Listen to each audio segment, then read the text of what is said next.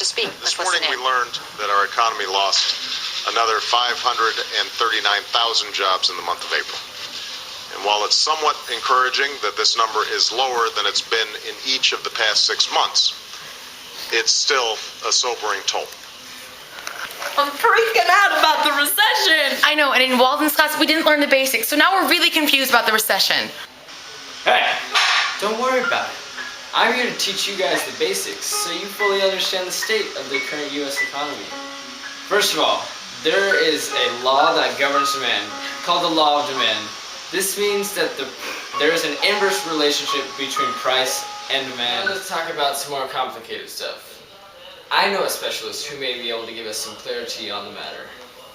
He comes from the lands of Nissan to Toyota, shrouded in an ancient economic mist, the oldest and the wisest in the Japanese clan of economic gurus. Not only has he lived through the times of the samurai and floating rice gardens, he was the sole reason for the United States to recover from the Great Depression. With a black belt in the art of tae-econ-do, I present to you, Jamal. Shalom. I'm Hello Kitty, but my friends call me Jamal. I'm a master at the economics. I'm here to help you with the basics, supply and demand.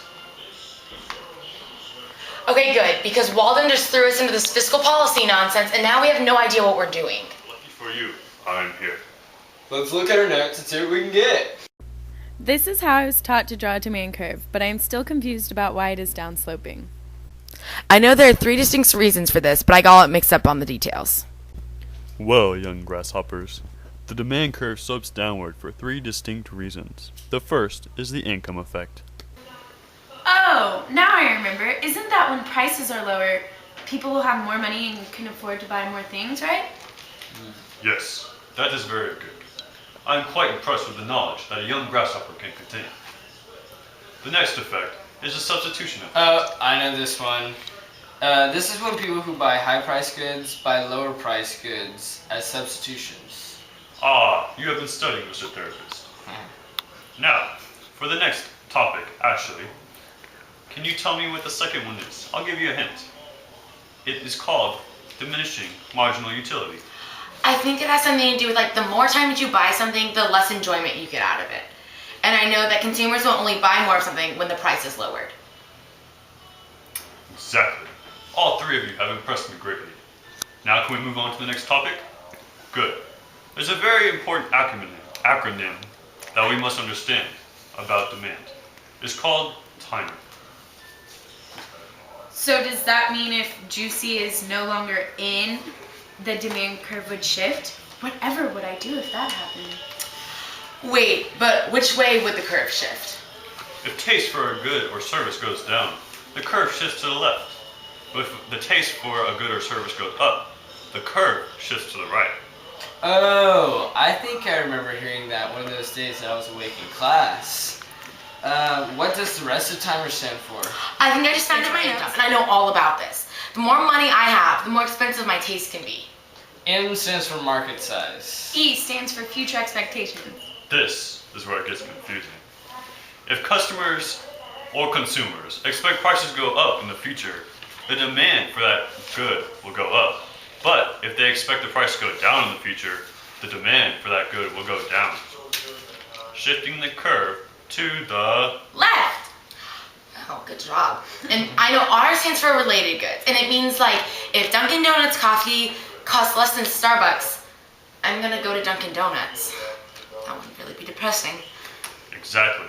But you must understand that if the point on the curve shifts to the left or the right, that has nothing to do with timing. That is called quantity demanded, or QD. That has to do with price level, not with timing. In my medical opinion, I think it would be wise to let Zoe and Ashley go outside to get a breath of fresh air.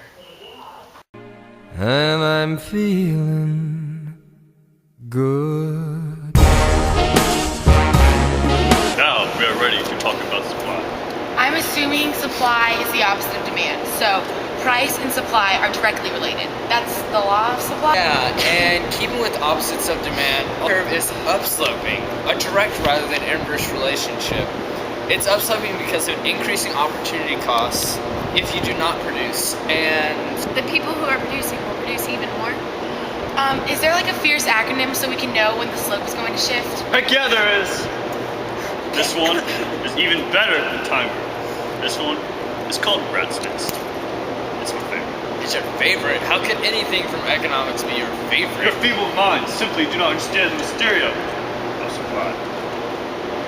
With the change in supply, the whole economy can become hysteria, or simply prices will change. So you're telling me that the supply can shift because of this rat nest acronym? I think I remember the first one to be resource costs. Oh yeah, resource cost. That means if a resource that is required for production increases in price, the supply will decrease or shift to the left. A also stands for alternative production, but I have no idea what that means. Anyone want to take a whack at it? Devin, it's right here in your notes. Alternative production simply states that a reduction in production with the same materials increases supply. It's common knowledge. I wasn't looking there. Whoa, what crawled up your kimono, dude? Anyway, the T stands for technology. As technology gets better, the supply increases. Oh, this is all starting to make sense now. N stands for number of suppliers. As the number of suppliers increases, the supply increases. Stop. Hammer time. Go with the flow. Well, this is the part I don't understand. I know E stands for expectations about future price, but it doesn't make any sense to me. Kimosabe. Collaborate and listen. I sit back with my brand new invention. Something. Sorry, I forgot we were in the American lands. As prices go up, the supply will go down.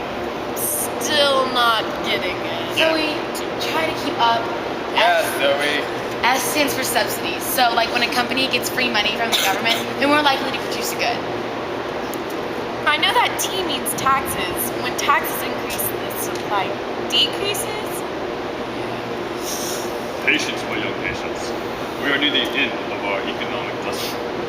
Get this. Now, students and doctor, we move to our next topic, the equilibrium. What is that exactly? The market equilibrium, simply stated, is the point at which the amount supplied of a certain product meets the demand for that product.